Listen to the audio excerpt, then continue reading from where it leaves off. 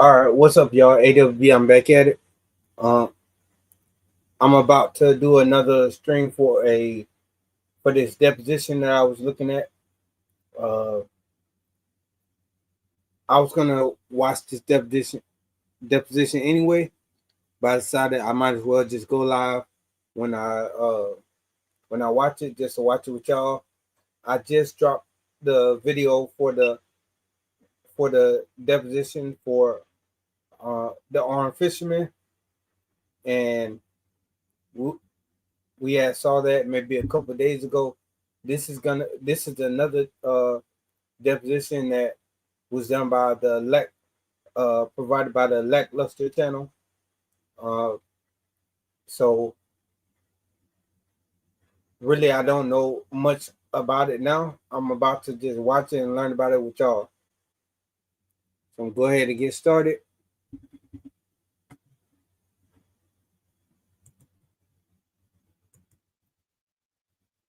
Hold up. Yeah, so this is it right here. Hold on, let me fix it. Yeah, this is the Lackluster channel. And what's up, Charles? Yeah, this says it was the deposition of 4 officers, and this department had been sued twice for violating people's rights. So I definitely wanted to see this, so just wanted to check it out with y'all. Crime committed. I had reasonable suspicion to speak with him at the time. So you're not going to answer this question, are you? It's not as simple as what crime was committed, sir. I didn't write the citation. I said I had a reasonable suspicion to go up and speak with him. I can tell you what I saw and what I did. Well, we're going to get into all that. Okay. Before we get into that, I'd like you to tell me if my client committed a crime. Well, on face value, no, I didn't. He did not commit a crime. Right. He was issued a ticket for a crime, right? Correct. Punishable by jail time. You know that? Yes. He could have gone to jail. He could have lost his liberty for 90 days. You know that? Yes. And you know that he was written that ticket, don't you? I was told after the fact, yes. You didn't know at the time that he was written a ticket? I was, at the time that I was pulling, it was the start of my shift. I was advised after I came into my roll call at 3 o'clock. So this deposition, it looked like it's going to be a little bit different. This is just going to be a video of what actually happened, and the audio in the background is the deposition going on. What citation he was written. At the time on scene, was there any conversation about anybody there knowing who my client was? I believe once we ID'd him, yes, we realized who he was. And who was he? How did you know who he was? I was told that he had sued the department before. Who told you that? Chief Settles. Did he tell you whether or not my client won or lost that lawsuit?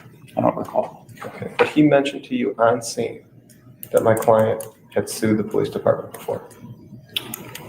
I don't know if it was those exact words, but the conversation did come up. Okay, and during that conversation, he conveyed to you the information that my client had sued the department before, right?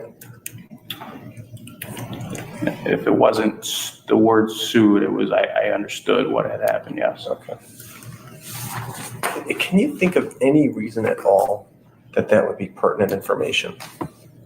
We as officers, we do speak about past run-ins we've had with people, yes. I mean, it's just something we do, so we're aware of the person that we're dealing with. Just the same thing if we're dealing with somebody aggressive, we speak about an aggressive matter we had in the past, just so we know how somebody may react. Okay. So it's no audio for the video going on. The only audio is the deposition, but you can obviously see that he's not doing any crime right now, and it looks like they're approaching him and they're pressing him for, it looks like it's just a First Amendment right violation. That's what it seems like to me. I don't think he was armed. I don't think he was trying to harm anybody. It don't seem like it doesn't seem like he was conducting anything criminal. They just don't like him being where he's at, and they don't like him filming. That's what it seems like. Now, videoing people, that's not aggressive, is it? No, sir. It's not a crime, is it? No, not from, it depends on the circumstances. I'm sorry? It just depends on the circumstances. Tell me a circumstance in which somebody can be standing in public, videoing, and it being a crime. I guess it would depend on if somehow we can prove that there's some form of harassment or invading somebody's space or somebody's privacy in some form. Okay, so give me an example of how it would be a crime for invading somebody's privacy. I believe it's a gray area. I don't know specifics, but I know if you're recording from a public area and you're recording inside of somebody's home with a window open, I know it can get kind of hairy. He said, give him an example of when that can happen. So he named an unrelated scenario that has nothing to do with what's going on now. He's outside in public, in a public place, and he's just recording. It's nothing illegal about that, and the cop knows that. Sure. No, not exactly.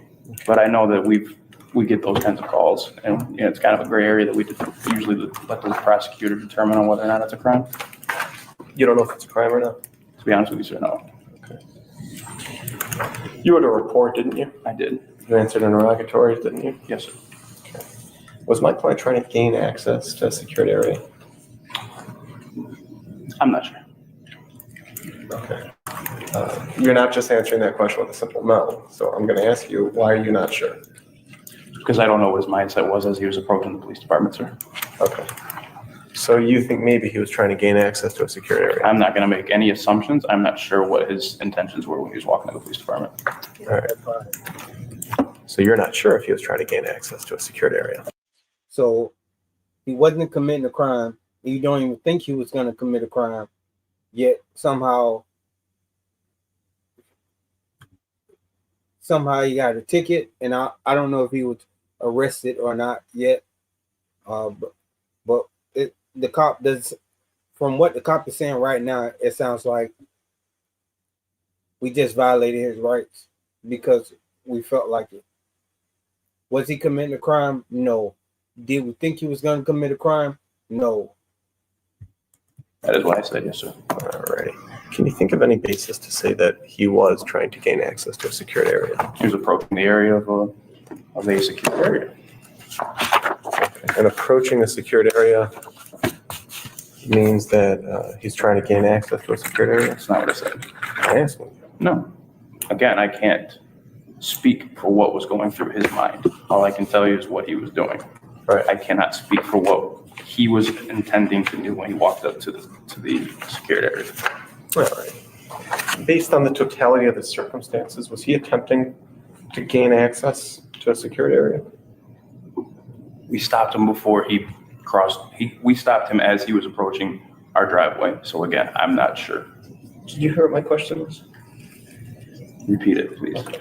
Based on the totality of the circumstances, was my client attempting to gain access to a secured area? We stopped him we stopped him prior to him making the secured area, sir. Did you hear my question? I don't know how else you want me to answer that. Okay. Well, I'm asking you, I'm not asking you what he did or didn't do. Okay. I'm asking you, based on the totality of the circumstances, was he attempting to gain access to a secured area? Yes, no, or I don't know. Based on the totality of the circumstances, I do not know. Okay. Based on the totality of the circumstances, was he trying to access information in a secured area? I'm not sure, sir. Okay. And you, what's been marked as exhibit number 5.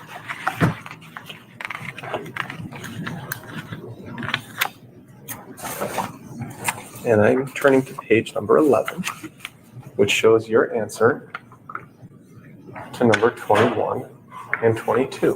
And I'd like you to take a look at that. And I'm going to hand you my highlighter. I want you to highlight any part of your answer to 21 and 22 that you know to be true. So if you're unsure if it's true or not, or if you think it's not true, don't do anything. But if you know it's true, highlight it. Okay, for 21 and 22. Thank you. Did you highlight anything? No. Okay. Since I want to be fair, I'm going to hand you my red marker, and I want you to highlight anything that you believe is true. I'm sorry, underline. Did I say underline or highlight? You said highlight, but I can Okay, underline. with that red marker, underline anything that you believe is true in the answer to 21 and 22. All I'm right. just not sure. So the only thing you underlined was the response number 22, the last sentence that says you do not believe that my client's camera was searched. All right. You wrote a report in this case? Yes, sir. I'm going to keep the one that's marked as an exhibit. I'm going to hand you your report, which is, oh, you have it. Excellent. Okay. I want to go through it, and I'm going to indicate for the record what portions of it I'm highlighting. Our report's supposed to be true and accurate. Yes. And they're supposed to be complete. Yes. Why is that? Just in case the incident goes to court, things need to be factual. Obviously, these are permanent documents. And as a member of the general public, we want to know that if there's a police report written by an officer who has a badge and took an oath, that we can rely on those statements to be true. Correct. That's important, isn't it? Yes. For people to believe that police officers are going to be truthful in their reports. Yes. Okay. Now, I want you to look at the contact with Officer Norris. I'm sorry. Officer Norris? I'm sorry, that's offender. Okay. Contact with offender Norris. It's OF/. Yeah, I write abbreviations. Okay, no, that's fine. That just took me a second. I didn't have enough coffee yet this morning. I was too busy racing over here so that I could be late for the depositions. Now, you see over here that you wrote in your report, Chief Settles then attempted to check the waistband of Norris for weapons. Yes. I'm going to highlight that portion. Okay. I'm highlighting Chief Settles then attempted to check the waistband of Norris for weapons. And I want to ask you, in order for an officer to put their hands on a person, do they have to have a legal basis to do so? Reasonable suspicion based on the Terry stop law, yes, sir. Okay. Terry pat down. Okay, Terry pat down. Now, if I understand Terry correctly, there has to be reasonable suspicion That crime is afoot. of a crime, right? What crime was there reasonable suspicion to believe my client had committed? Based on what I saw. Yes. So, as you can read in my report, I was traveling eastbound on Bivens. What crime was the question? Not the factual basis. I cannot be that. It's not that simple of a question and answer, sir. But what crime? Everything, our job is based on what we have in front of us, and then we make a decision based on those facts. Okay, I can't just specifically tell you what crime. It's not, I don't have to prove that there was a crime. I have to have reasonable suspicion. You have to either prove it was a crime or a reasonable suspicion of a crime. Reasonable, not just because you felt like it or you think. It has to be reasonable. Not say that there was a crime. I have to have reasonable suspicion to be able to conduct a Terry pat down. So it's not as simple as saying what crime was committed. You obviously know the law. How long have you been a police officer? A little over 3 years. Okay. You obviously know the law. So, and this actually happened I was fairly a year and a half ago. I was fairly new, yes, sir. Okay. It's just not as simple as You said the law correctly, but what I'm asking you is, I'll give you a chance to say the facts, I promise. Okay. But first, I want to ask you, I believe at that time there was a parking violation, an illegally parked vehicle that I thought your client was coming from. Okay. What basis did you have to believe that that was my client's vehicle? Because there was one sole vehicle parked on the corner of Bivens and Olive. He was the sole person in that area that I observed. He walked as I pulled in eastbound on Bivens. He was the sole person walking eastbound as I was driving eastbound, coming from that sole vehicle. There was no other persons in that area that I saw, sir. No. Parking is a crime in Romulus? It's an MCL code, correct? So it's an arrestable offense. it's a reasonable, we are, just like a traffic violation, so we're allowed to ID people. We're allowed to ID them based on infractions, yes. Based on a car being parked illegally. Based on any type of civil infraction. Now, if a car is parked illegally, don't you just issue a ticket to the car? No, it's not that simple. Okay. If we are I've got able lots to, of parking tickets. Yes, it is. If a car is parked illegally, don't you just write the ticket on the car? Yes. For them saying it's not that simple, it's insane. That doesn't even make sense. What would you, if a car is parked illegally, all you would do is write a ticket and put it on the car. We are able. My name is never on it, just my car. If we're able to, we don't just write parking tickets. Romulus doesn't do that. We do, but we don't have to. If we have the opportunity to ID the person that we believe is driving that vehicle, then we will. Why write a person a ticket if we don't believe that they were driving? I understand.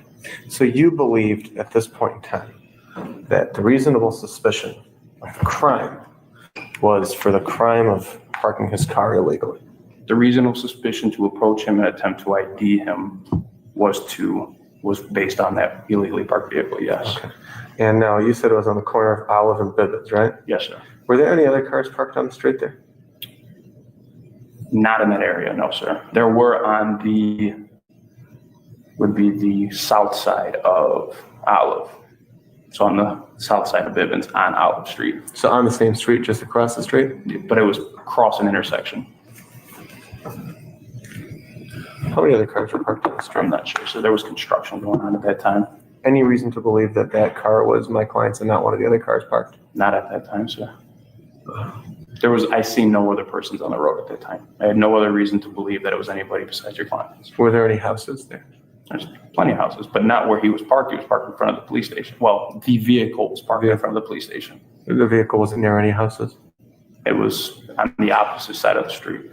So it was parked on the side of the street where our police department is located, and there's no houses between Olive and probably 50 yards. Okay. This is Olive and Bibbins? Yes, sir. How do you spell Bibbins? Bibbins. Unfortunately, I meant to do it yesterday, but I was even advised that there was a fire hydrant in the area, but again, that wasn't my concern at the time. You didn't know that at the time, did you? I still don't know, to be honest with you. But it was parked just the wrong way. Correct side of the road, just facing the wrong way. Is there some ordinance in Romulus that you have to only be parked, if it's in a parking spot like this on the street, that you still have to be on the right side? To be honest with you, I think it's Michigan law that states that your wheels have to be to the curb, your passenger wheels have to be to the curb, or some form of wording like that. Even if you're in a real parking spot? So you're not parked on the street, you're actually parked in a parking spot? Well, that is on the street though. Right, but this is a parking spot also. It's not a private area. It's I didn't on say the that. street. It's a parking spot. Right. I'm not sure if it's marked as a parking spot, sir. Okay. So just so I understand this, when you first approached him, it was In person, like on foot? No, I'm trying to figure out, yes, the basis for Settles to put his hands on my client, to check his waistband. I cannot speak for Chief Settles, sir. I'm asking you what you observed. The crime that you observed that gave Settles the right to do that, as far as you know, was this illegally parked car. Is that right? Objective form and foundation. Or was there another crime? You're asking me of what, based on what Chief Settles did, what Chief Settles' actions were, what my observations were? Yes. I can only speak for myself. I'm Tell asking them you to tell them speak what for you yourself. saw. Yeah. The only I crime that you had reasonable suspicion. was that there was an illegally parked vehicle, yes, sir, in front of the police department. I believe it's in Article 2. Yeah, it is. You attempted to check him for weapons, right? You know, I see, this is unfortunate. I don't know if it was a typo here, but I don't recall actually reaching for his waistband. Okay. But what it says here is that Chief Settles then attempted to check the waistband of Norris for weapons. And a line later, and I'm highlighting this part, Officer Reyna attempted to check him for weapons. Is that true?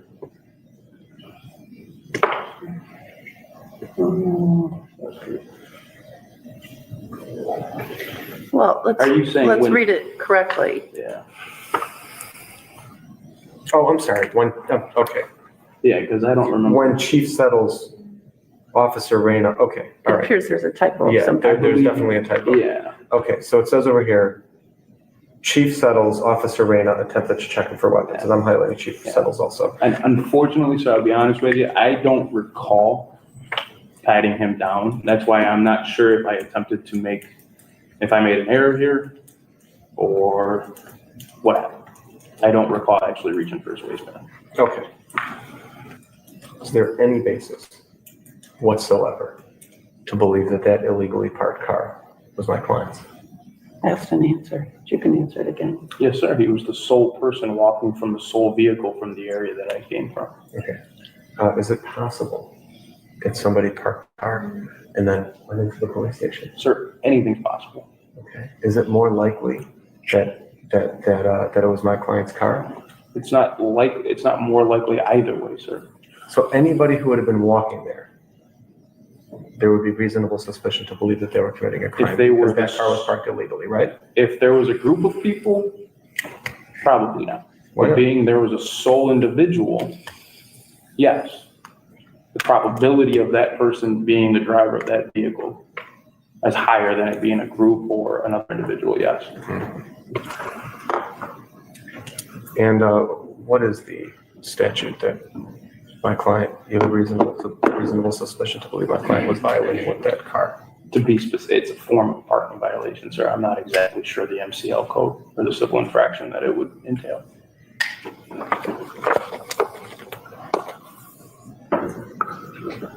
I can Google it if you like.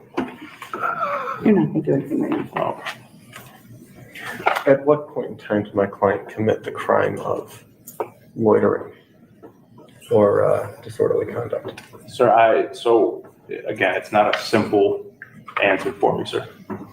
Okay. Why don't you just tell me at what point in time it is that my client committed that crime? If you know. I don't know, sir. Okay. But you know he committed that crime at some point. I do not. Did he commit that crime at some point? I'm not sure. Okay. Why are you not sure? What could I do to help you? There's nothing you can do, sir, because the incident continued after I went in for my roll call. Okay. So I cannot speak for those officers. But from what you observed, my client had not committed the crime of disorderly or loitering, right? Until when I walked away, at the point that I walked away, and again, the incident continued, Right. I did not see any acts of disorderly. Okay. But again, I cannot speak to those officers that stayed on scene. You grabbed my client's arms. I believe that was singular arm. If you look at the paragraph that begins, Norris continued to refuse to give officers his identification. Okay, well, it says Officer and Chief Settles, so there was two of us that grabbed Norris's arms, so it would have been one and myself. So okay, and I'm going to highlight Officer Reyna and Chief Settles then grabbed Norris's arms. Yes, Okay, and so you each grabbed one arm. I believe so, yes. And the basis of grabbing his arm was what again? Would have been, at that point, the reasonable suspicion that resulted in the Terry pat down based on the illegally parked vehicle, your client not giving us his identification when we were at that time going to present him a civil infraction because we believed it was his vehicle, because he would not answer our questions on whether or not it was or was not his vehicle. So it was as simple as just IDing him at that point so we could write him a civil infraction. So just so I'm clear about this, the entire basis for there being any contact with you and Settles and my client was this illegally parked car. No. Okay, what else was there? I mean, he came to my attention just based on him video recording my personal vehicle. Okay. But I'm not saying that was the reason why I went and spoke with him, but I'm also not saying, because I'm on video saying I didn't appreciate him recording my personal video. So I don't want you to assume that was the only reason was the illegally parked. There were two, but the only reason why I was legally able to sit and talk to him and have reasonable suspicion to be able to conduct a Terry pat down with my chief was because of the illegally parked vehicle. Okay, gotcha. So the only legal basis was the illegally parked car, but in reality, the reason that you guys approached him and made contact with him was the illegally parked car and the video. I mean, there were two reasons why we went and approached him and spoke with him. Yes. What are the two reasons? I just told you. The videoing, Verbatim. the videoing, and the Yes. illegally parked Yes. car. Because if I may continue, Please. just based on the time that this occurred, unfortunately, there was a lot of officers being killed. So it was a time of kind of extreme awareness as officers. So we see a person that's not acting, I don't want to use the word normal, but just acting, recording a police department at that time wasn't normal to myself. So it did raise some concern. And my chief obviously being concerned for myself too. Getting my personal vehicle on a personal recording, to me, is alarming to myself and to my family if somebody is able to figure out where I live.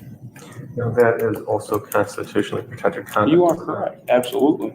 So just so we're abundantly clear about this. And I just wanted you to be aware of what my reasons for even being concerned about the video. I understand your reasons. But just so we're very clear about this, the reason that you made contact and made physical contact with my client was twofold: the illegally parked car and the video recording. The reason why I was able to make, that's not true. Not the legal reason. No, the physical contact reason why I was able to touch your client was solely because of the illegally parked car. Right. And I'm not asking about the legal reason. But that's my answer to your question. No, that's not. That is the answer to your question. I'm allowed to speak with anybody I want out there, and if they tell me that they don't want to talk to me and they don't want to ID themselves, that's perfectly fine. It happens to me every day. But the legal reason why I was able to pursue what I was doing was because of the illegally parked car. And when is it that you first learned that my client had sued the department? Is it? I already answered your question, sir. I know, I forgot. So why don't you tell me again? On scene, I was made aware of some form of an incident that he had with the police department. Again, I can't remember if the word sued was said, but I was made aware that there was an incident. As soon as I heard his name, I grew up in the city, so I was aware of him prior to even becoming a police officer. Okay. I'm sorry, I was made aware of your client prior to becoming a police officer. Let me make sure I understand this. If I walk past an illegally parked car and I'm the only person there, you now have reasonable suspicion to detain me. I have the right to speak with you and ask if that's your vehicle. A Terry stop. It's not as simple as what you're asking me. I'm asking you a very simple question. If I walk past an illegally parked car and I'm the only person in the vicinity walking around, do you have reasonable suspicion to conduct a Terry stop, yes or no? Objective form. Again, it would depend on the circumstances, sir. It's not a simple answer question. Tell me a circumstance in which it is. No problem. When somebody's parked illegally on the corner of Olive and Bivens and they are the sole person walking with a video camera towards the police department, and there is no other person, no other vehicle in the area, and they approach me from that exact area of the vehicle, sir. How far away was he from this vehicle? At the time that I pulled up to go on duty, feet, within probably 10 to 15 feet. It was almost directly in front of it when I approached. If I'm not mistaken, in his deposition, he even said that he was, prior to approaching myself and the chief, he was in front of our police department recording the police department, which was the area of where that vehicle was parked. I just want to be clear about this. Sure. What gave you reasonable suspicion that this was his vehicle? Was that it was parked and that he was the only person you could see walking around, right? Because it was the sole vehicle and he was the only single person in that area coming from the direction of that vehicle, yes. Now, is that where people typically park when they have business inside the police department? Absolutely not. Where do people park when they have business in the police department? Where our door is, which is further north of that, about another 25 to 30 feet north. Okay, there's a row of parking spots there, right? Yes, and it was wide open. Okay. He had plenty of other areas that were obviously marked. And again, if I'm not mistaken, it's not marked. There were plenty of other spots where he could have parked that were directly in front of the police department. He went in directly into our police station after the incident, so he knows where those parking spots are. Right. But I'm just trying to figure out what you knew at the time. And at the time, you obviously claimed to have reasonable suspicion that he was parked illegally. Yes, sir.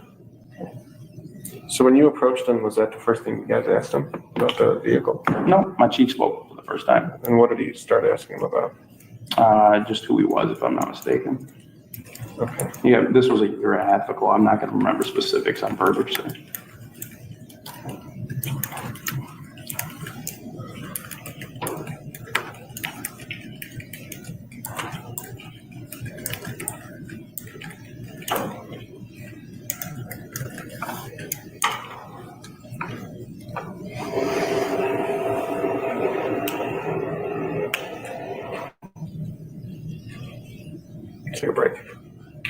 Yeah, time is 11:36 for now.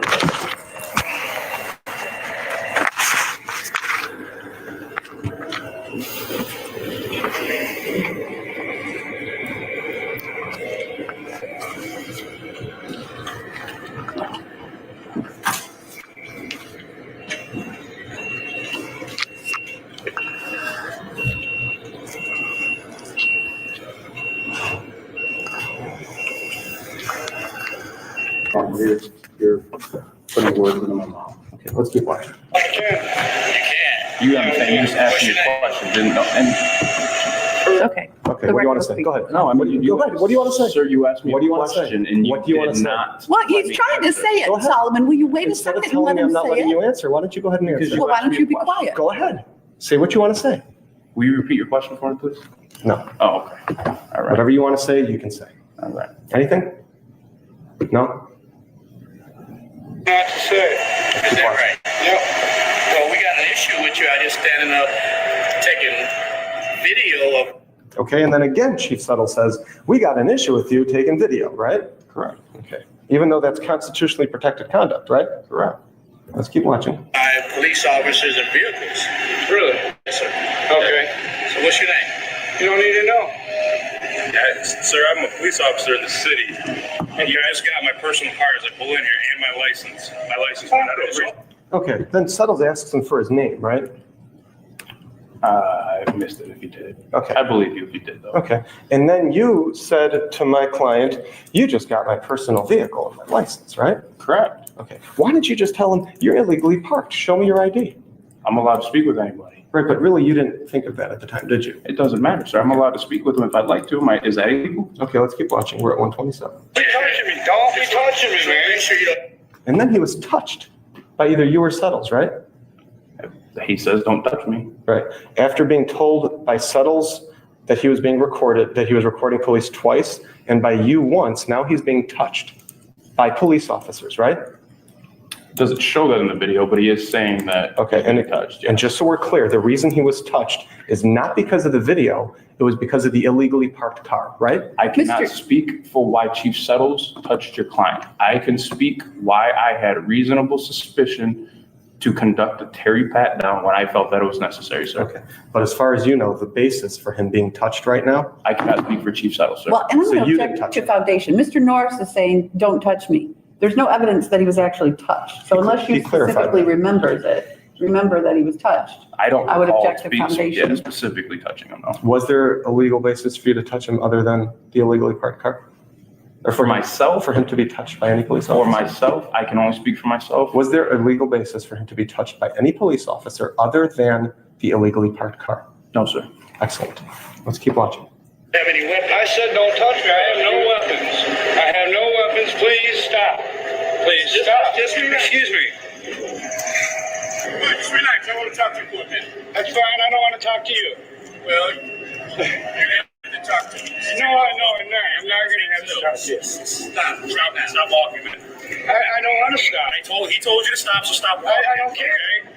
Do you understand what police officers can do, man? We're asking you to stop walking, okay? You can break the That's it. law is We're what not you breaking can the do. law. I'm asking you to be a lawful command to hang tight, man. I just want to see what you're doing. Relax. It's none of your business. Okay, now, wasn't that you who just said it? I want you to hold tight so we can see what you're doing. Is that you who said that? Correct. Okay, we're paused at 2:44. What were you referring to? See what you're doing?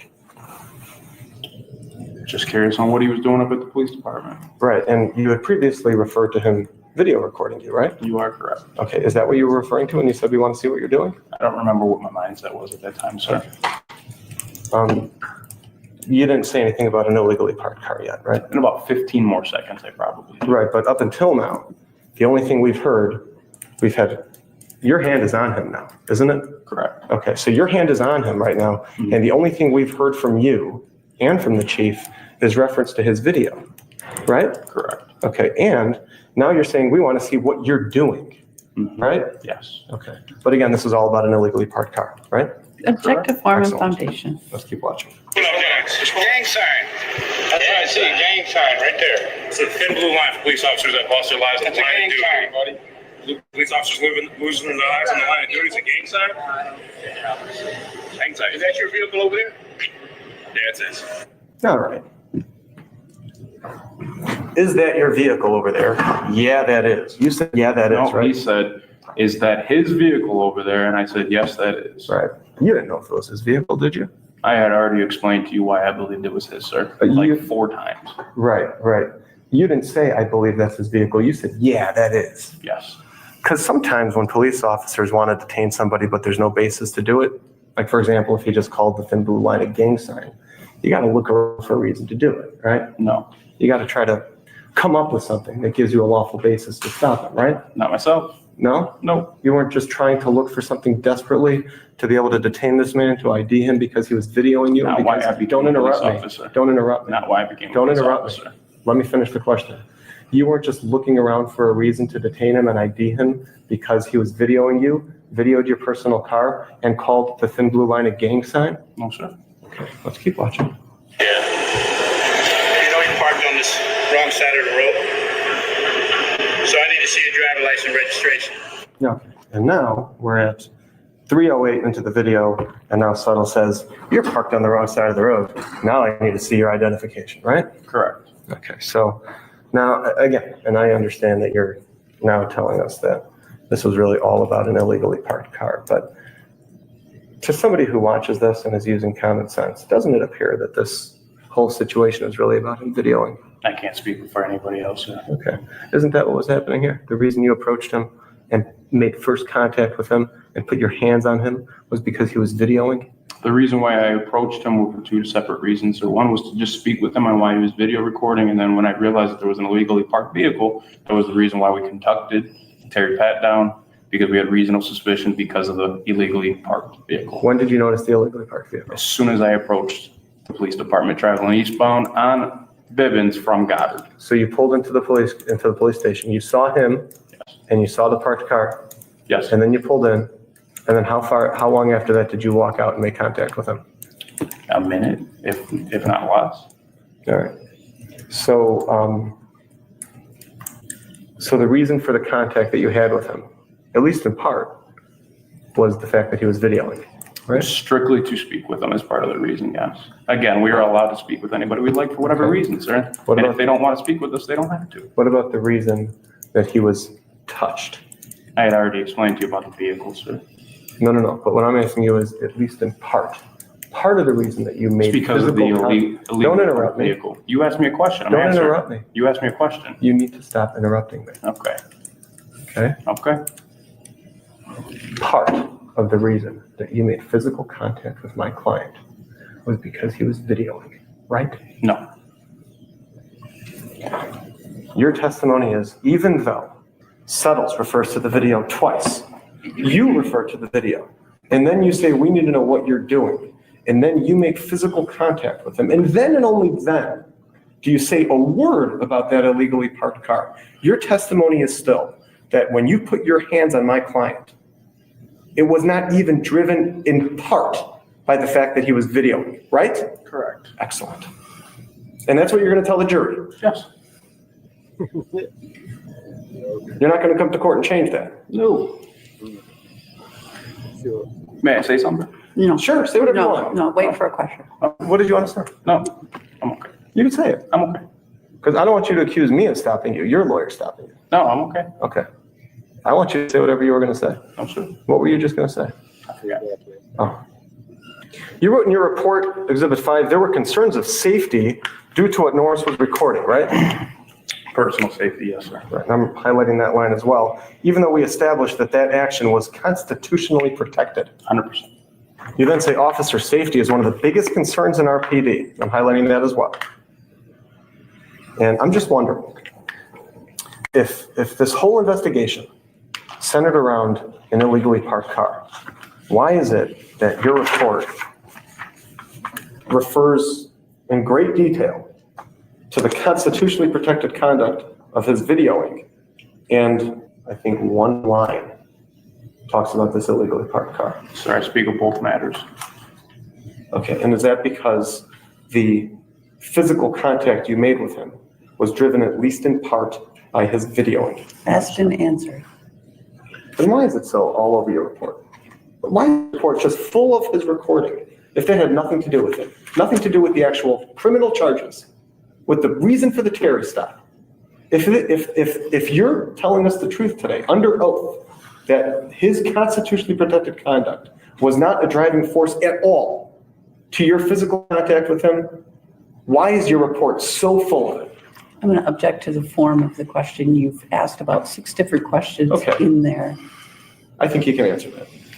I wrote my report to the facts, sir. I wrote to what happened. Why is your report so full of constitutionally protected conduct? It doesn't say it's a crime in the report, sir. What was he charged with? Citation number R602902 for loitering and disorderly conduct and released on scene. Did you watch him commit that crime? I've already answered no, sir. Okay. Did he commit that crime? I'm not sure, sir. Okay. Did you at any time talk to the prosecutor? No. Okay. I don't know. I asked you, did he commit this crime? You said you don't know. I do not, sir. While you were present, did you watch him commit that crime? No, sir. Did you ever talk to the prosecutor about this case? No, sir. The prosecutor called one of the other officers. The detective. Right. Yes. She's a higher ranker, higher ranking than me. Never talked to you? I don't even know who our prosecutor is. Are you afraid that Suttles is going to retaliate against you if you testify against him? Not the slightest bit, sir.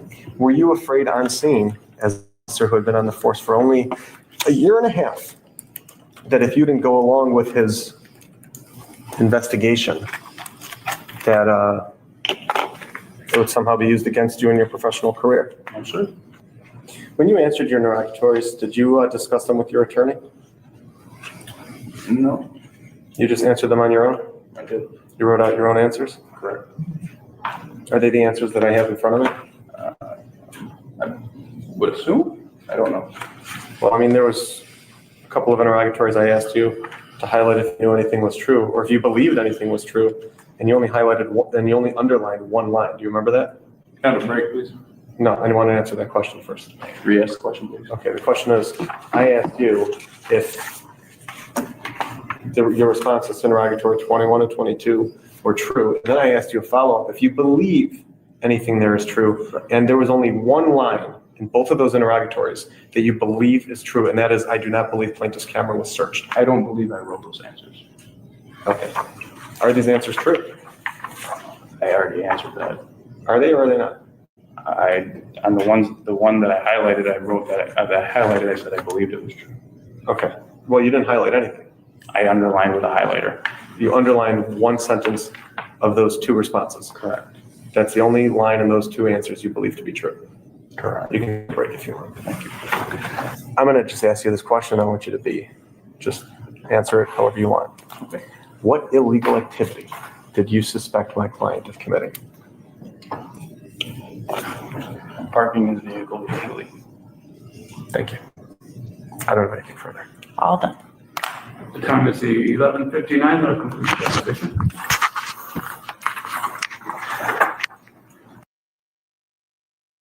What did you do, if anything, to prepare for today?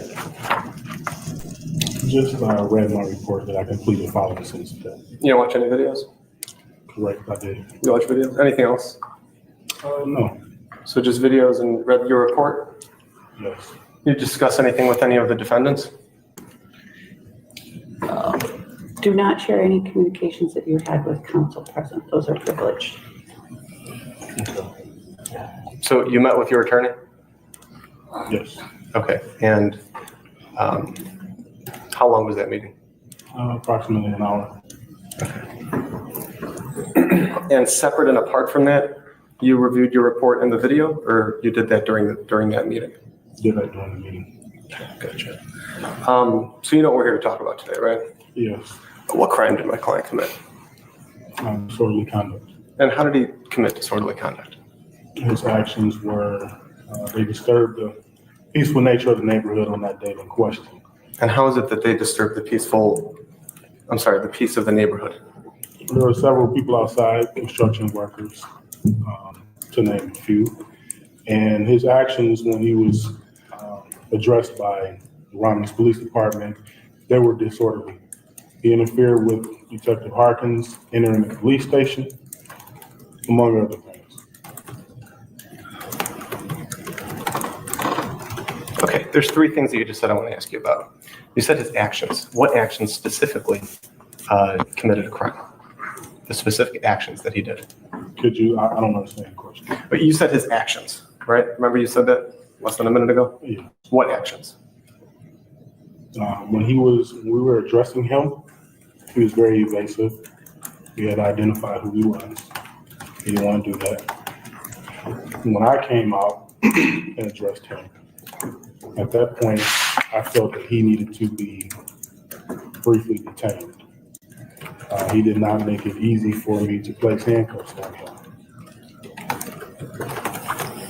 Okay. He was evasive. He didn't identify himself. You briefly detained him, and he didn't make it easy for you to place handcuffs on him. Anything else?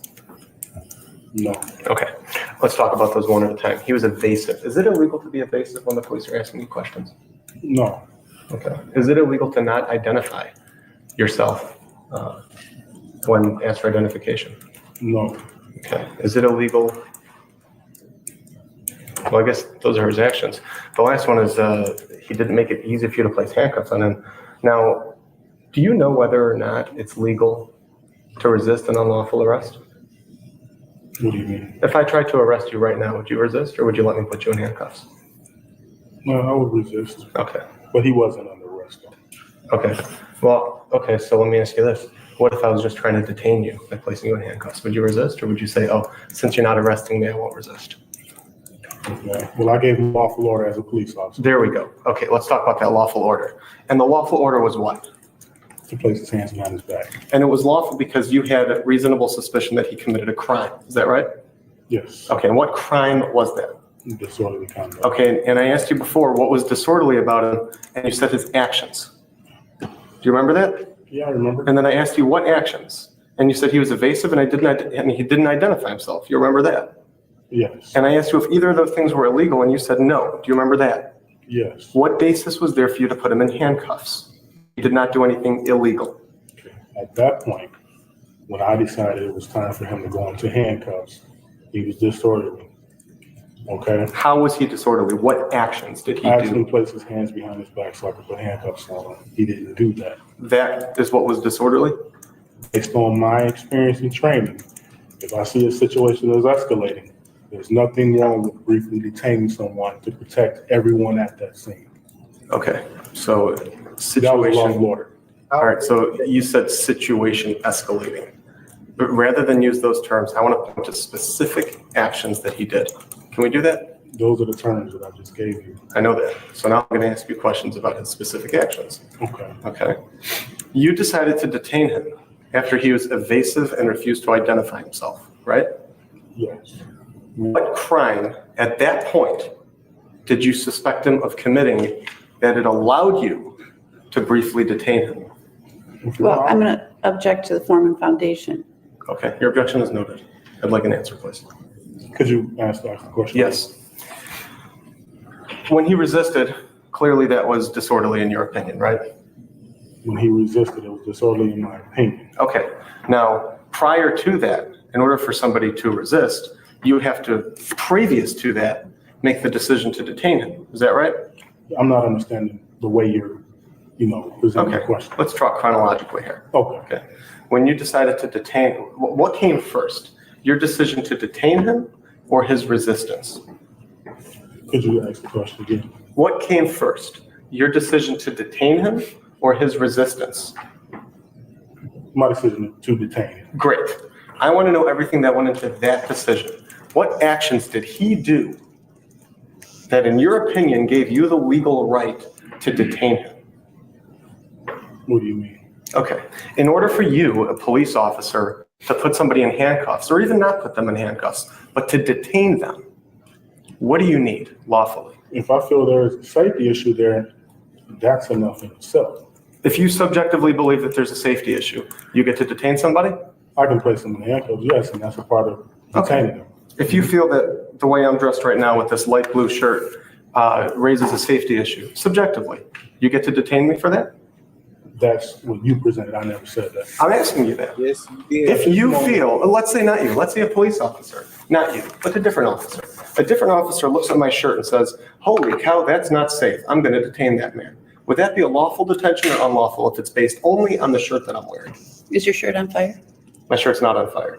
It looks exactly the way it looks right now. Well, if I'm not mistaken, you're asking me to make a decision for another officer. I can only speak for me. Oh, so you can't answer that question? I just told you where I stand on that. So you can't answer the question, is that right? Correct. Okay, all right.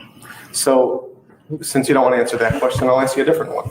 Well, that's Is not what there- he said. Sure, He said, he said he no, can't answer. you said, He can't answer since for you another don't officer. want to answer that question. He said, I can't answer. There's a Yeah, difference. well, right. Why is it you can't answer that question? I can't speak for that officer. Our interpretations may be different. Let's see if we can agree on anything. Is it lawful for a police officer to, for completely unprovoked, to just wake up one day and take out his gun and shoot somebody in the face?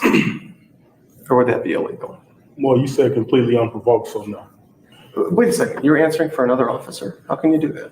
You're not a police officer. You just asked me a question. I asked you if a police officer wakes up one morning and decides to shoot somebody in the face unprovoked, is that legal or illegal? Well, that's murder, so I know that. That would be illegal, right? Yeah, murder is illegal. Okay. But you're answering for another officer. How can you do that? Based on those extreme circumstances, yes, I can speak for an officer in that case. Okay, let's see if we can speak for another officer in a different case, okay? Is an officer allowed to go and detain somebody for wearing a blue shirt, yes or no? Or are you unable to answer because you can't speak for that officer? If you put me in that situation, I didn't say you. No, I'm asking you to. I'm asking, I don't want to use you. Oh, I can't answer the question. You can't answer that? No. Okay, so I want to make the record very, very clear here about this officer's training. You don't know if a police officer is allowed to detain somebody simply for wearing a blue shirt, nothing else. That's not what I said. I'm asking you, can you answer that question or not? I just told you. You're talking about murder. You're talking about detention based on the color of a shirt. Right. Those are two different things. Okay, so without explaining to me the difference between murder and a different color shirt, just answer my question, okay? My question is this. Is a police officer allowed to detain somebody for wearing a blue shirt? Based on the question that you're asking me, as vague as it is, no. Excellent. Okay, what if the officer says, I feel subjectively, I personally believe that blue shirts present a safety problem. There's a safety concern with people wearing blue shirts. Now is he allowed to detain somebody for wearing a blue shirt? Object to the form, foundation, argumentative. Okay, your objection is noted. The question makes no sense to me. So you can't answer it? No, I can't. I don't understand. What's wrong with the where question? you're going with that. You're talking about a blue shirt. Just on that basis, That's just it. for wearing a blue shirt? Nothing else. But the officer subjectively feels it's unsafe. Well, I don't know why we feel unsafe. I can't speak for him. It's interpretation. Okay, well, I can't speak for him either. Is there any objective component to this, or is it strictly subjective, whatever's in the officer's mind? I don't understand your question. Do you know the difference between objective and subjective? Yes. What's the difference? One is, kind of with prejudice, one is without. With prejudice and without? Yeah, one is basically, I'll put it like this. You're confusing me in your questions. I'll be more than willing to answer them, but I don't understand where you're going with this. Okay. What's the difference between objective and subjective? I'm confused at this point. Do you know? What's the point? What is the difference between objective and subjective? And that's really confusing him. This is really scary for the people we hiring and giving guns to. Guns and licensed skill. We're giving it to people who don't even know the difference between subjective and objective. That's insane. This is just, it's laughable, but at the same time, it's really scary. Like, can you imagine that? He can't even answer the difference between, or what is the difference between subjective and objective, and he has a gun and a badge, and he's going out to uphold our rights and defend and protect us, whatever you want to say. But that's the guy, him. And they're all like that. Well, I'm not going to say they're all like that, but it seems like 99% of them are like that, which is absolutely crazy. This is insane. What do y'all think about this? Know what subjective means? I'm confused at this point, sir. Do you know what the word subjective means? I think I made it very clear. Yeah, asked and answered, asked and answered. No, he didn't answer. He He said said- he's very confused. He is, Yeah, so that he doesn't know at this Full point. midnight shift. I'm confused and I'd like to get through this and help this whole situation as easy as possible. Okay, I understand that you just made a record of this, that you just worked a midnight shift. Are you unable to answer questions because you're too tired? No, I didn't say that. Okay, because if you are, we'll reschedule this. No, I didn't say that. Okay, so answer this question for me. Do you know what the word subjective means? I'm confused at this point. I've said it several times. Do you know what the word objective means? I'm confused at this point. I've said it several times, sir. Do you know what the word handcuffs means? Yes, I do. Excellent. You're not confused about that word? No, I'm not. Great. Do you know what the word objective means? I'm confused at this point. You don't know what the word objective means? No, Do you know what the word subjective means? I'm confused at this point, So you sir. don't know what the word subjective means I've either? answered this question several times. Move on, Mr. Radner. Okay, so just so we're very clear about this. We're clear, you've asked You it don't know 10 the difference times. between. He's- This is insane. Of course, they're gonna lose the suit, and they're gonna have to pay this guy for violating his rights because the cops he doesn't even know how to act. He doesn't even know the difference between objective and subjective. He doesn't even know what those words mean. That's insane. This is so crazy. He's not going to answer it again. Well, Don't no, answer it. Don't answer it. You don't get to tell him not to answer. Sure I do, questions. he's my You know that. client. Yeah, absolutely I do. If you were going to Based on sit which here and court order? harass him and ask the question over and over and over again, I'm going to exercise my right to say he's already answered I'm it. trying to get an answer. He's already given you his answer. Okay.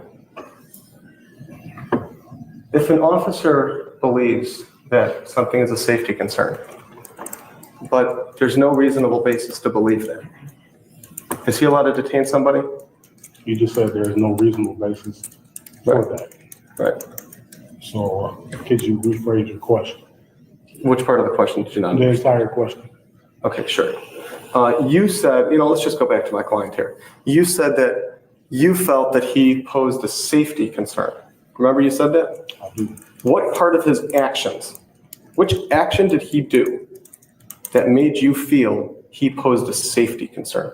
When he did not put his hands behind his back, as he was instructed to do, and he offered resistance, at that point, that's where I felt there was a safety concern. Okay, so just so we're clear about it, you didn't feel that safety concern until after you decided to detain him, correct? Correct. So why were you detaining him? We were conducting an investigation. During the course of that investigation, his actions posed a safety concern to me. Okay.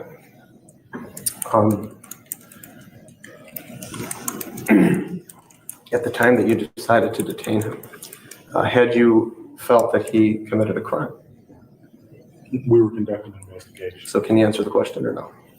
We were conducting an investigation. It wasn't complete. Okay, so that's another question you're not going to answer, right? I just gave you my answer. It wasn't complete. Okay, so did you or did you not feel that he committed a crime? It wasn't complete, sir. I don't know what that means. Okay. What that means is when we're conducting an investigation, we're ruling out things. If he was innocent, fine. If he wasn't, fine. But we were being thorough as we could be. So while you're conducting an investigation, you get to detain somebody? Is that If there's a safety concern, yes, I would. Well, wait a second. The safety concern didn't happen until after you decided to detain him, right? Things flowed together. What? They flowed together. No. I asked you before chronologically what happened first. His resistance, which posed a safety concern, or your decision to detain him. Do you remember that question? We've had several. You've confused me several times. Oh, you were I'm sure confused when did. you answered that too now. I'm sure you did, actually. I'm sure you did. I don't mean this in a rude way, but are you on any legal or illegal drugs right now that are affecting your ability to answer questions? Not at all. Okay, because you're very confused about a lot of my questions, right? Are you doing drugs? Yes. That's because your questions are very confusing. They're very confusing. Like, what does the word objective mean? Very confusing question, Audrey, I know. Okay, so let's try to figure this out. Chronologically, I asked you what happened first, your decision to detain my client or his resistance. Do you remember that question? Okay, here's the thing. Yes or no? Do you remember that question? I'm not going to answer that question Why not? because I want to let you know where I'm coming from. You've asked I don't me want to hear several- where you're coming from. I want you to Well, answer have my the answers questions. for you. You've asked me several questions. Yeah. I'm not going to give a separate answer now than what I told you earlier. You've confused me, so Great. I don't want to go back on what I said. Okay, so earlier, Everything is on record. So- excellent. So earlier when I asked you, Mhm. I asked you what happened first, your decision to detain or his resistance? And your answer was your decision to detain. Do you remember that or not? It sounds like you have the answer. Do you remember that or not? He just wants to know if you recall that testimony. Could you ask the question again? Sure. I asked you before, maybe 5 minutes ago. What came first, your decision to detain my client or his resistance? The decision to detain. Excellent. And I asked you, what safety concern, what did he do that raised the safety concern? Do you remember that question? Yes. And your answer was his resistance, right? Yes. Okay, so just so we're very clear about this, your decision to detain him came before he posed a safety concern, right? Yes. Excellent. Why do you have the legal right to detain my client? Do you know? I have the legal right to detain your client? Yes. Well, there's an investigation going on. I came in midway through it. So just so we're very, I'm sorry, did I cut you off? You did. Okay, please finish. Okay, there was an investigation going on. I came in midway through it. I addressed the safety concerns. The detention happened before I got there. Okay, so which decision happened? The detention. Oh, so you didn't detain him, somebody else did. Yes. Who detained him? Several officers that are here. Did you ever ask what crime had been committed? No. Okay. Now, do you know, how long have you been a police officer? 12 years. 12 years. What did you do before that? He's doing that for 12 years. Student where? At Wayne County Community College. What were you studying? That's for 12 years, he's been going about protecting and serving us in this manner, which is insane. This is who they continue to hire. People like this, which is terrible. It's really horrible, honestly. A lot of this is funny, but it's also sad at the same time. Criminal justice. Oh, so criminal justice student, you majored? Yeah. Okay, so you majored in criminal justice, and now you've been a police officer for 12 years. All 12 years at Romulus? No. Where were you before? Detroit Police Department. How long were you in Detroit? 5 years. Okay, and then you've been at Romulus for 7? Correct. Excellent. So 12 years as a police officer, I imagine you probably had a lot of training in the last 12 years? Oh, yes. Did anybody at any point in time tell you when you are and are not allowed to detain somebody? Yeah. And what's the general principle on when you're allowed to detain somebody? You have reasonable suspicion. Excellent. So if you're conducting an investigation, because that's the term that you kept using, conducting an investigation, is that enough or do you need reasonable suspicion to detain somebody? You need reasonable suspicion. Okay. So what reasonable suspicion was there to believe that my client committed a crime when you made the decision to detain him? Well, I'm going to object to the form and to the foundation. He's already testified he was not the first officers on the scene and that Mr. Norris had already been detained. So that decision has already been made. Okay, and if his answer is, I had none but another officer did, that's fine. Okay. I came in midway through the investigation. He had already been detained. Okay. Simple as that. Okay. And why is it that you decided to put him in handcuffs? Because I was standing right there when I saw the safety issue. And the safety issue was he resisted your attempt to put him in handcuffs? No, he resisted commands. He didn't follow those commands. Oh, okay. Which commands? To place his hands behind his back. Okay. Isn't that for purposes of handcuffing him? Yes, it is. Okay. And the basis to put him in handcuffs, well, let's just make sure I understand this. When you were putting somebody in handcuffs, that is a detention, right? Or is it not? I don't understand the question. Okay. Do you know that detention is? You don't necessarily need to place someone in handcuffs to detain them. No, I know that. Do you I'm know- answering your question. I'm not answering your questions. Do you know that detention is the noun for detain? Yes. Okay. So when you put him in handcuffs, that was a detention, right? No, It wasn't? no. It was to make sure that the scene stayed safe. Oh, That's why I placed him in handcuffs. okay. And did you have any reasonable suspicion, you yourself? I'm not asking about other officers. Did you have any reasonable suspicion that he had committed a crime? No, I didn't witness it, no. Okay. You, earlier you said something about interfering. Remember that? I don't remember saying that. You never said the word interfere? I don't remember saying that. Because I asked you to describe what he did wrong.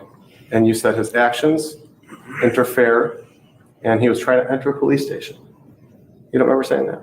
I don't remember saying that. Okay. Do you remember saying any of I those think things? you're dreaming that, Mr. Radner. Well, it's a good thing we have a transcript then. You don't remember saying that he was trying to enter a police station of some? No, I No. didn't say that. You didn't say that. No, Because that wasn't true. I didn't say that. Right. And the reason you didn't say that is because it wouldn't be true, right? Objected to didn't say it. foundation. I didn't ask you if you It said wasn't there. What I asked you was the reason you didn't say that is that it wouldn't be true. I think right? me telling you that I didn't say it kind of solves or handles that. I didn't say it. Let me ask you this. Was he interfering? Interfering with what? With anything? I never said he was, so I can't answer that question. Okay. Was he interfering or not? I never said he was. I didn't so say can't you answer did. your Now I'm question. taking that back. Was he interfering though? I never said he was. I didn't ask you if you said he was, did I? I never said he was, so I can't answer the question. Are you wearing a yellow shirt?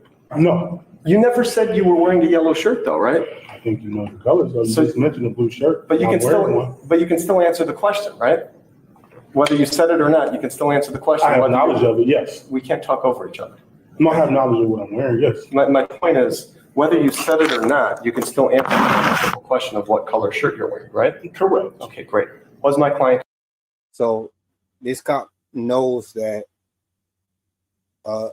he knows that he did the wrong thing, and he doesn't want to answer the questions because he doesn't want to. He basically don't want to be honest because he know it's gonna look bad, and it's gonna be bad. So he just doesn't want to answer honestly, and that's when they just dance around the question. So it's just insane. But they can do this in the deposition, but they can't do it in court, and that's why these type of cases are settled, and they actually don't go to court. People just do it. They just settle, and they write out a settlement amount for them, so they don't have to go to court, and because they're not going to be able to dance around and lie like he's doing right now, this is insane. Interfering or not? I Interfering never with what? said he was. Interfering with what? With When? anything, it was his word. I know he's denying he ever said the word interfere, but the transcript will say something else. So I'm just trying to make sure I Give him a understand. time frame. What do you want to know? He said it. I have no idea. That's why I'm asking him. And now he's denying he ever said it. That's your answer. Okay, great. So now the question is, did my client at any point in time unlawfully interfere with a police investigation? Object to foundation. Let me rephrase that question. At any point in time, did my client interfere with the police investigation? Object to foundation. I never said he did. I didn't ask you if you said he did I? I'm telling you, I never said he did. Okay, great. So can you answer my question if he did or not? I don't know, because I never said he did. Okay, great. Did he ever interfere with the police, yes or no? He said, I don't know. No, he didn't. Yeah, he did. He said he never His said first that. 3 words out of his mouth were, No. I don't know. Okay, let's just, Do you know if he interfered with the police investigation? No, he I don't know. you don't know if he interfered with the police investigation? I know he was a part of one. I don't know if he interfered with it. Okay, great. What about entering a police station? Was there anything that he was doing as far as trying to enter a police station? I don't have any knowledge of that. No knowledge of that at all? Okay, he wasn't trying to access an area that he was not allowed to access, right? Object to foundation. He already said he doesn't know. You're just trying to rework your No, words no, I'm to get not. him to say something different. No, you'll see where I'm going with this Yeah, in just a second. I know where you're going. Okay. Was he trying to access a place that he was not allowed to access? Object to foundation. If you know. You know? No, Okay. no. Was he attempting to gain access or access information to a secured area? Could you repeat? I don't Yeah. know what you mean by security area. Was he attempting to gain access to a secured area? I don't know. Was he attempting to access information in a secured area? I don't know. Do you know what interrogatories are? I'm a little confused on it. Could you explain to me what it is? Written questions and answers. Do Okay. you remember getting these? Yes, I do. Oh, excellent. They're stickers. I'm going to mark as Exhibit 1. Defendant Hathorne's answers to plaintiff's first set of interrogatories and request to produce. And attached to it is a single-page police report. I have over here interrogatories. I'm going to flip it to page 10, which shows interrogatory 21, but feel free to look through that document if you want. Have you ever seen these questions before? Do you have a specific question you want to look at, number 21? No, I just asked him if he's ever seen this document before. This doesn't seem like what I can do. I'm sorry. The question was, did you ever see that document before? No, not this. Did you ever answer those questions? I did, but these are my answers. Oh, all right. Can you look at the answer to question 21 and just read it to yourself? Okay. I'm going to ask you to highlight the parts of that answer that you know are true. So when it says defendant down there, is that me? That's your answer, yes. So I'm asking you, the bold part there, I'm asking you to highlight any part of that answer that you know is true. If you don't know, or if you think it's false, don't highlight it. Okay, so you've highlighted no part of this. Correct? Correct. You had a report as well, didn't you? Yes. The report is the last page of Exhibit 1. I see you have a copy of it in front of you as well, do you not? I do. Okay. When's the last time you looked through this report? Just prior to this deposition started. Today or yesterday or the day before? Today. Okay. Is any part of this report not true? No, it's not true. Okay. So what came over the radio was an unknown subject taking photos of police property, right? Yes. Is that illegal? Oh, You never wrote the ticket for Mr. Norris. I will.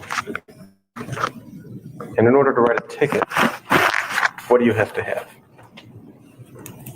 When you say what do I have to have, what do you mean? Well, you have to believe that he committed a crime, right? Yes. Okay, and the crime that you believed he committed was what? Loitering and disorderly conduct. All right. Did you cite him for a state code or a local ordinance? Do you have a copy of the citation? Sure. And I'm going to mark that as Exhibit 2. I'll hand you a copy of the citation.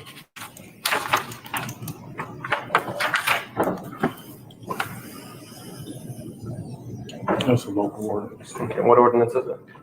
Loitering and disorderly conduct. What specifically did you believe he did that constituted loitering and disorderly conduct? His actions during the detention. I'm asking you specifically, what action did he do that made you believe he committed loitering and disorderly conduct? Well, he's very, like I said, very evasive. Okay. He was standing in the way of Detective Harkins entering the police station. Oh, okay. Is that illegal? I'm sorry, Is that illegal? to stand in the way of someone entering the police station. Was he on a public sidewalk? I don't know where he was. I didn't see him. So, isn't that important to know? This ticket was, I was issued a ticket at the direction of Director Sanders. Oh, okay, fine. So that's all I needed to hear. So what I'm asking you is, if you personally believed he committed a crime, or if you observed him commit a crime, or if you wrote the ticket because somebody else supposedly observed him commit a crime and told you to. Can we go question by question? Sure. I'll give you answer by answer. Yeah, what I'm asking you is, did you write this ticket because you personally observed him commit a crime, or because somebody else told you he committed a crime? I was directed to issue the citation. Okay. Did Settles tell you whether or not he believed my client actually committed a crime? He didn't say that. Did you ask him? No. Did you ask him what my client did wrong that constituted a criminal action No. punishable by jail time? No. What happened after you wrote the ticket? What do you mean? What happened? Did you let him go? Did I let him go? Did anybody let him go? Yes, he was never arrested. How long was he in handcuffs for? I don't know how long he was in handcuffs. Was he ever placed in the back of a police car? I believe he was. That's not an arrest in your opinion? No, it's not. Why not? He was let go. He never went into the station as a prisoner. Oh, so the definition of arrest is being taken to the station as a prisoner? He was cited in these. Did you hear my question? Could you ask it again? What's the definition of arrest? What's the definition of an arrest? Yeah, that's my Someone is brought into police custody. Okay. And when he's in handcuffs in the back of a police car, he's not in police custody? I didn't say that. Okay. Well, you said he wasn't under arrest. And then you defined arrest as being in police custody. He wasn't under arrest. What is the definition of arrest? I just gave you that answer. Right. You said being in police custody. I just gave you that answer. What was the answer? I forgot. Okay, listen on record. I just gave you the answer. What was the answer? I just gave you the answer, sir. Okay. If I recall your answer correctly, it was being in police custody. Just sounds like you know the answer. Okay. Was my client in police custody? Yes. So what Temporarily. Once he was Oh. cited, then he was released So from what- police custody. was he temporarily arrested? No, he wasn't temporarily arrested. Okay, but he was temporarily in police custody, right? He was detained. Right, but he was temporarily in police custody, right? Yes. Okay, and according to your definition of arrest, being in police custody is being under arrest, right? That's not what I said. That's not what you said? Okay, what did you say? I must have I misunderstood. just gave you the answer, sir. Right, you said that being in police custody is being under arrest. You don't remember saying that? Do I just gave you the answer. you remember saying that or not? No, I don't remember saying it. Okay, so what's the definition of arrest? Asked and answered. You don't need to answer it again. You Come on, don't have to Solomon, tell you're me not to answer you're questions. playing these games I'm not over and playing any over. games. He told you. He keeps changing his mind. No, he doesn't. Sure he does. Move on. Come on. He's changed his mind a bunch What of happened times. to that promise since you were, nearly a half an hour late that you were going to move these along and we keep having the same questions over and over and over and over? I was maybe 15 minutes late. Oh, come on. And I got a great excuse for that. I left my house late. Yeah. We're not impressed. All right.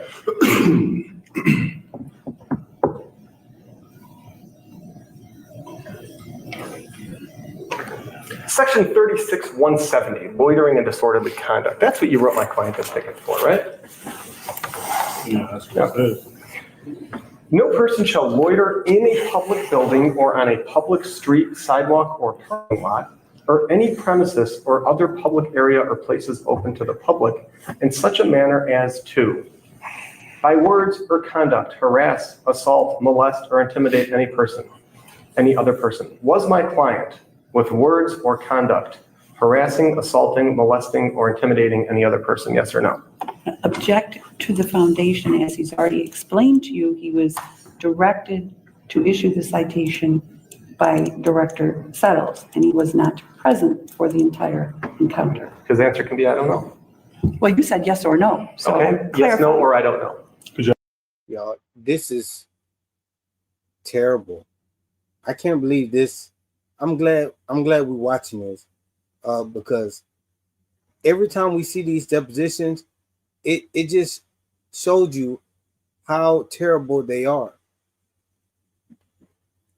They know that they're criminals, and they act like criminals. Even in deposition, you can see they act like criminals, which is, it's just terrible. You asked the question. Sure. Did my client at any time, by words or conduct, harass, assault, molest, or intimidate any other person? Same objection. No. Did my client at any time interfere with any person's use of said public building, street, sidewalks, parking lot, public places, or places open to the general public after having been requested to cease such interference by a peace officer? Same objection. Yes, no, or I don't know. I don't know. Okay. Did my client create a reasonable belief that a breach of the peace is imminent, or a reasonable concern for the safety of persons or, well, you have it in front of you, don't you? Yeah, I haven't. You're reading along with me. Read through 3 and tell me if yes, no, or I don't know to whether my client did that to subsection 3. Subsection 3, Yeah. A all the way through 4? Yeah. Okay. Based on what I'm seeing here, A applies and 4 applies. Okay. What part of A? There's 4 subparts of A. Part of A, we're going to say a reasonable concern for the safety of persons. At that point, that person was me. I felt he needed to be placed into handcuffs. That's why I placed him in the handcuffs. I didn't know how this situation, how it could escalate. And then we went on to number 4. Wait, you were looking at 1? I'm sorry? Which one was it? A, there's 1 through 4. I just explained A. Which one? A has 4 subparts. Do you see that? If you hear me out, I'll explain number 4. Yeah, the lawyer for the cops is absolutely terrible. The way she conducted herself is just terrible. Even if, okay, your job is to defend them, you don't have to. You can tell she's just a criminal, and the fact that she's a criminal and she just defended another criminal, this whole thing is just outrageous. Honestly, I can't believe it's going like this. That's the one that I said. Number 4. The person is one of a group which is blocking the free passage of pedestrians or vehicular travel on a street, sidewalk, or parking lot. Yes. That's what he was doing. Yes. There was a group of people there. Group. What do you mean a group? A group of him, or just a group of people in terms of law enforcement? There's a group of people in terms of law enforcement, yes. Read subsection 4, please, out loud. The person is one of a group, which is blocking. Stop. See the word group? Yes. Was there a group there? No. Okay, so how could he have been violating subsection 4? Okay. He wasn't a part of a group. Great. Okay, what part of A did he violate? I just explained that. Number 4. Number 4, is that what you asked me to explain? What part of I'm trying to understand, make sure I ask you a question. thought you said that he violated subsection 4, didn't you? And right under A. Towards the bottom of A. Right. Reasonable concern for the safety of persons. At that point, I just told you that person was me. That's why he was placing the handcuffs. Then I went down to number 4. Wait, stop. Reasonable concern for the person. Where is that? He's reading from subsection A, where it states a reasonable concern for the safety of persons. A reasonable concern for the safety of persons or property are the following. So doesn't it have to be somewhere from 1 through 4? Well, A is a part of you're it. asking him, first of all, I'm going to object to foundation, you're asking him for a legal conclusion. And if you read the complete section, starting section A, it says, among the circumstances which may be considered. It doesn't say these are all the reasons or the only reasons. It says among the circumstances. Okay, and so just so we're clear about this, you didn't only get this belief that he committed a crime from Settles, you actually witnessed my client commit a crime, right? No, that's it. Well, he committed this violation by resisting you, didn't he? What do you mean? What do you mean? Yeah, well, what we're doing is we're looking through this statute here, this ordinance, Okay. and you just described a crime that my client committed to you, didn't you? Yeah, I said Great. safety. Okay. That was, So you witnessed him commit a crime. yes. So why are you blaming the chief for writing the ticket? I didn't blame him for writing it. Okay, so let me ask you this again. You personally observed my client commit a crime, right? If we're going by this right here, Yeah. then yes. Okay, great. And that crime happens to be the crime that's cited in your ticket, right?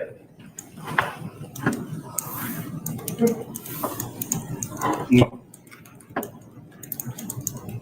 Okay.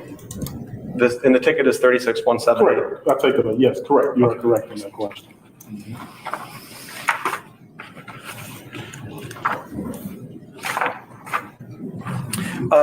At any point in time, did you talk to the chief about this incident? At any time after the not arrest, but detention and custody and ticket being issued? Did you discuss this with the chief? Talking to him about it. Do you have city email? Yes, I do. What is your city email address? ahasthorn@romulusgov.com. Okay. Do you ever send any emails from that email address? I do. Do you ever receive any emails? I do. Did you ever send or receive any emails that have my client's name in it? Yes. Okay. Any did not include your attorney? No. Okay, so every single email ever sent or received from your city email address included your attorney? With regard to With regard to Mr. Mr. Norris, yes. Thank you. Regarding this matter, yes. Okay, so you never emailed the chief about this incident prior to being sued? No. Okay, did you ever discuss this incident with the chief prior to being sued? He already said he doesn't recall. Exactly. I don't recall discussing this with him.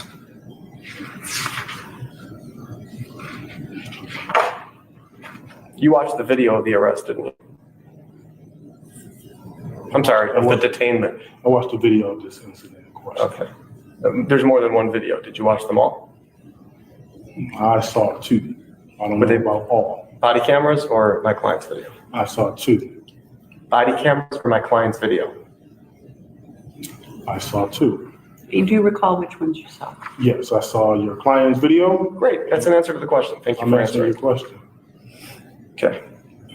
Did you see a crime committed on the video? Yeah, I see a crime committed on the video. Yes. Not based on what I saw. No. If you would have seen that video and the chief would have told you to write the ticket, would you have written the ticket? After seeing that video? Yeah. I would have asked them what crime was committed because the video didn't seem all inclusive. So I would have to ask a few more questions. So based on what you saw in the video, just so we're very clear about this, you did not see my client commit a crime. Not in the video. Have you ever asked the chief what crime my client committed? No. Aren't you curious? No. You're getting sued for it. You never asked him about it? No.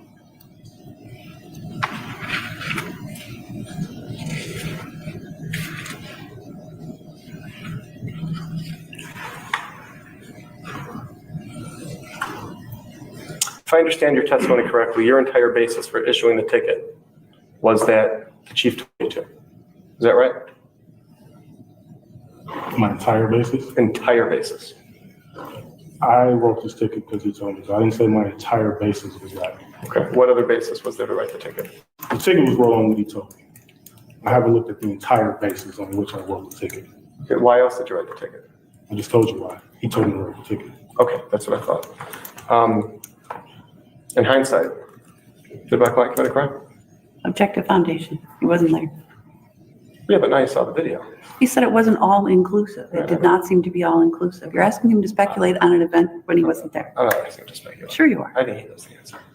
That's my interpretation of it. Is Settle still your chief? Yes, it is.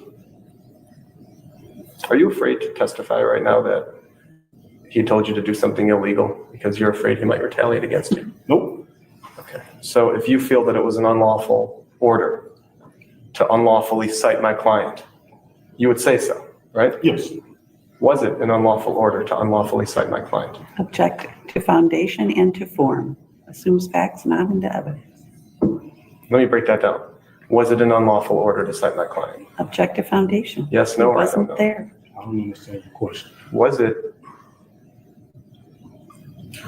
it a lawful order for Settles to tell you to issue my client a citation? Object Yes, to no, or I foundation. can't answer. It was an order. I understand that. Okay. Was it a lawful order? Object to foundation. He's already testified. He wasn't there. He hadn't seen the video at the time.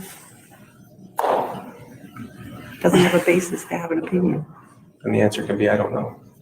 Was it a lawful order to Yes, order? it was lawful. It was lawful. Mhm. So that means that there was reasonable suspicion.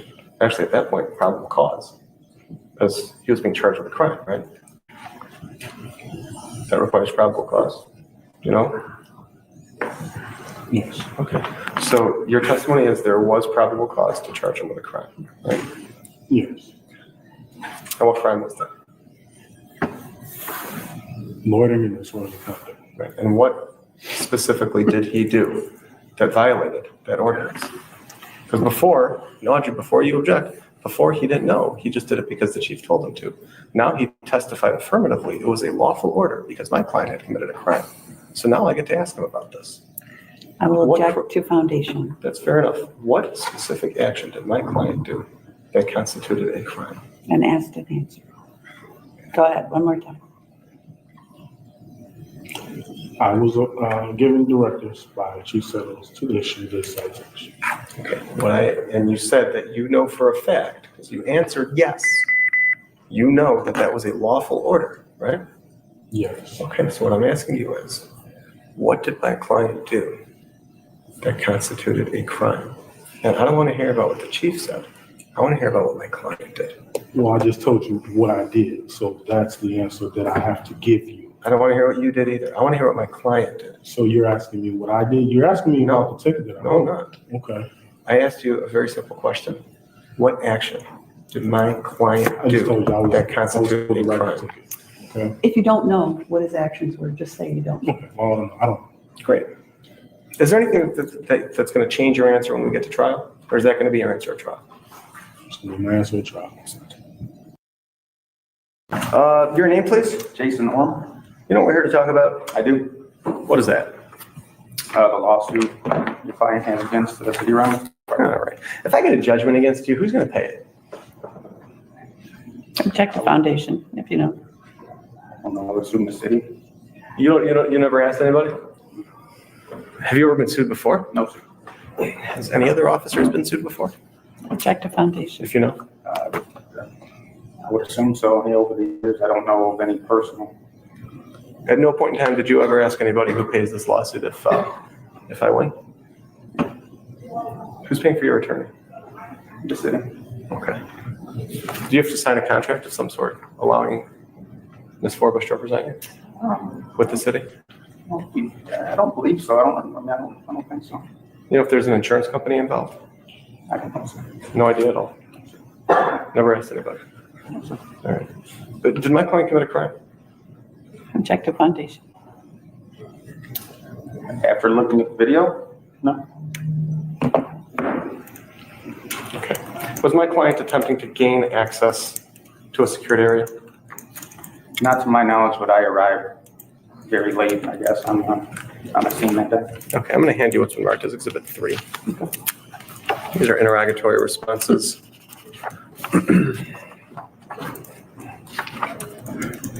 And your report is attached to the end of it. I'm going to hand you the report. I'm again handing you, I want you to look at the answer to question number 21, interrogatory 21. And I want you to take my highlighter, and you see the bold part on the bottom there, which is the answer. I want you to highlight any part of that answer that you know is true. So if you're unsure or if you think it's not true, don't do anything. But if you know there's something there that's true, highlight it. I didn't see your client do any of that. I didn't see him try to gain access. Okay. So you highlighted nothing, correct? Is that right? Correct. Okay. When's the last time you read your report that you wrote? Yesterday. Is any part of it not true? May I look over it again? Sure. Oh, you have? Yeah. You can look at exhibit number 3. It's the last page. Your role in this was pretty minimal, wasn't it? Yes, sir. All right.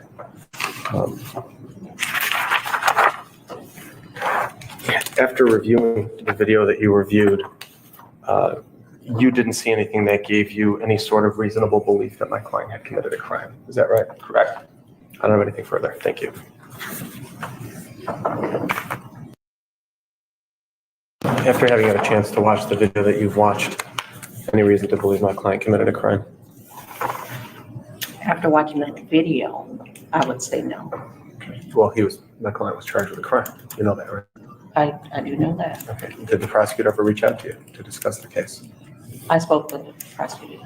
Did you tell the prosecutor that you saw the video and that you believed that there was no basis to charge my client with a crime? No. Okay. Prior to the prosecutor talking to you, had you seen the video? I don't believe I did. Okay. Based on what you saw in the video, your testimony is you don't believe there was anything that my client did that was criminal. Is that right? Video, yes. And I mean, in person, he was blocking where I couldn't get to the keypad. Okay. So is that a crime? If he's interfering with me getting into the gate, interfering, Okay. How is he blocking? standing in the way, Standing in the way of the keypad? standing in the way of me getting to the keypad. Where was he standing? In the driveway where I needed to get to the keypad. How close to the keypad was he? I don't know, a few feet A few feet. away from the keypad. So what I want to know from you is this crime of interference. When's the first time you ever said to another person that you believed my client committed the crime of interference? Is that today? First time I said it to a person. Yeah. Yeah, I guess yeah, Okay. today. You know what the elements of interference are? Offhand, no. I mean, I could say what happened. I mean, I couldn't get through. He was blocking the entrance. I mean, you know what elements are, right? Yes, Crimes are made up of elements. I don't know offhand. You've probably been to jury trials before in criminal cases. Yes. Judges say that in every case. Crimes are made up of elements. Yes. Okay, so what elements make up the crime of She interference? just said she didn't know. Where would I look to know the answer to that? I'm not sure. So you're not sure what the elements are, you're not sure where to look to know what the elements are, and you're not sure if it's a state crime or a local ordinance, Correct. but you're sure that it's a crime. Right? I don't know if it's a crime or not. I mean, he interfered with me getting into the back gate. So besides for this crime of interference, from what you saw in the video, was there any reason to believe that my client committed disorderly conduct or loitering? No, I don't know. Okay. All right, I don't have anything further.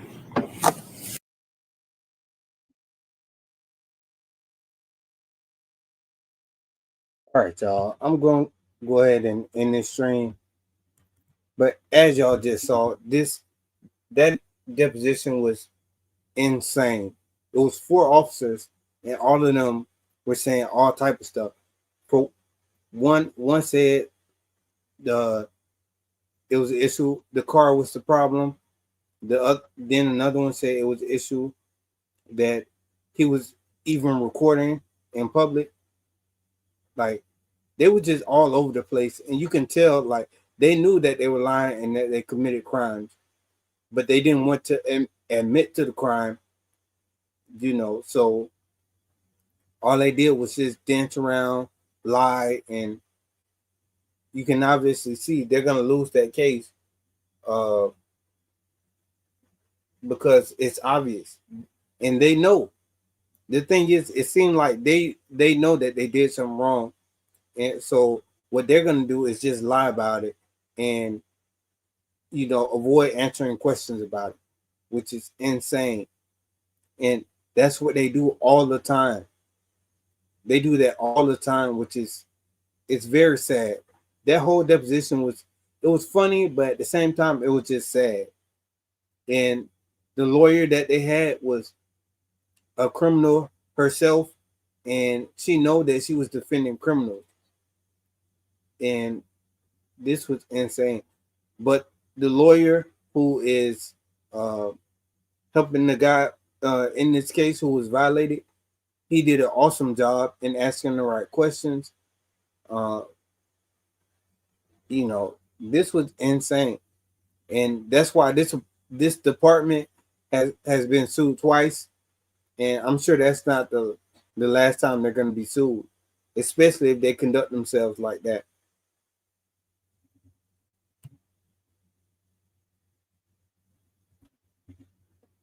But yeah, I wasn't expecting that from that deposition. I just dropped another video for another deposition for the armed fisherman.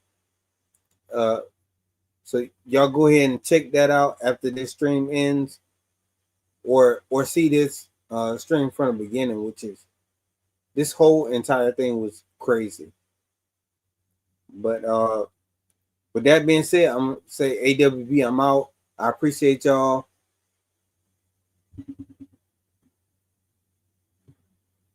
Hold on, but Smitty said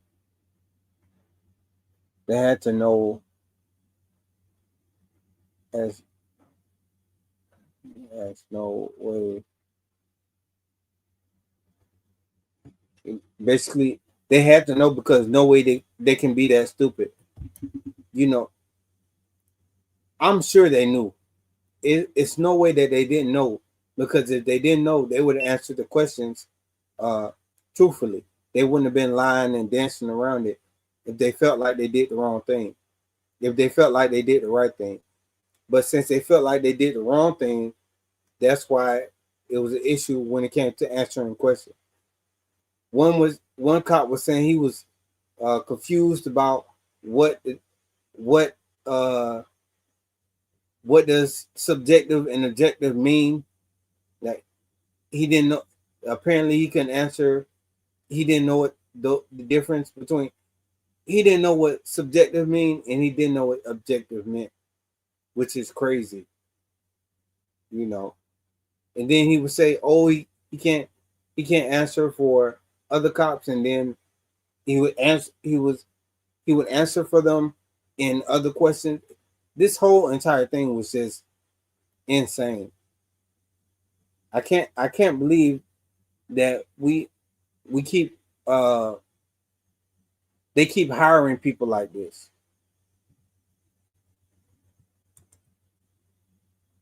Oh yeah, I put that in bad as your last video. Yeah, I don't know if they just all terrible, honestly. The cops in the other deposition before that, they were bad, but it's like these were not only were they bad, but it seemed like they were just stupid.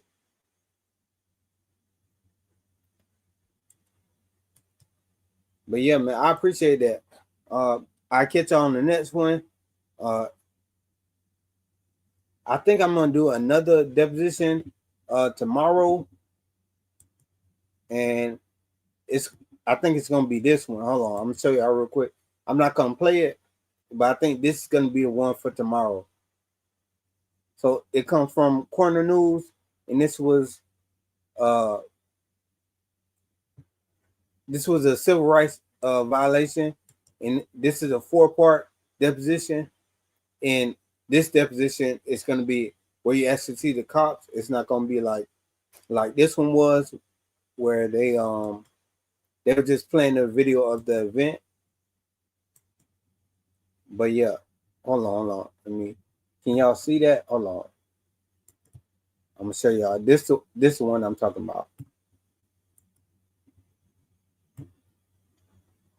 So if y'all want to check it out now, you can. But I'm gonna be watching this tomorrow. I haven't seen it, so it's gonna be new to me, just like it's new to y'all. But so until tomorrow, I say AWB, I'm out. I appreciate y'all. Oh, but before I end this stream, if you haven't already, go ahead and check out my book. My book is on hold on, it's on Amazon. Let me pull that up real quick.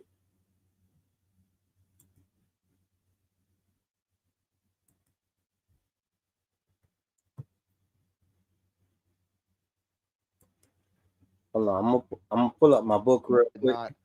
Walk on the pier. This is the video that just dropped today. This was for the armed fishermen. But my book is right here. So, Eyes on Authority: How to Hold Public Servants Accountable from the Streets to the Screen. Document the Fight for Freedom. This is a book to help you know your rights and how to go about exercising your rights when you're going out there and recording pretty much. And it's the same that you have to know. You gotta be informed when you go do this. Even though it's your First Amendment right, we all have cameras and we all have the right to use those cameras in public. But you just want to be aware of some of the nuances when it comes to doing that. So this book is going to help you do that, and it will help support me in what I'm doing right now. Y'all know I'm still recovering from my accident in Thailand. So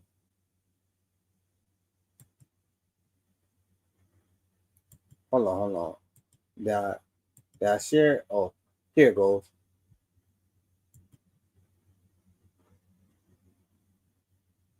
All right, so yeah, like I said, this will help support me in my recovery, because right now I just can't go out there and do like I was doing before, because for one, I wouldn't trust going out there right now and being able to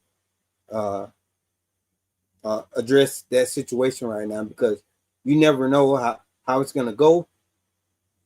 And right now, I'm not prepared to be able to deal with that right now. But I'm still gonna hold them accountable best way I can.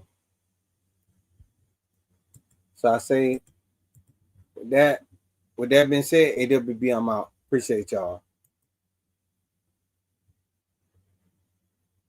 Yeah, also hit the like button.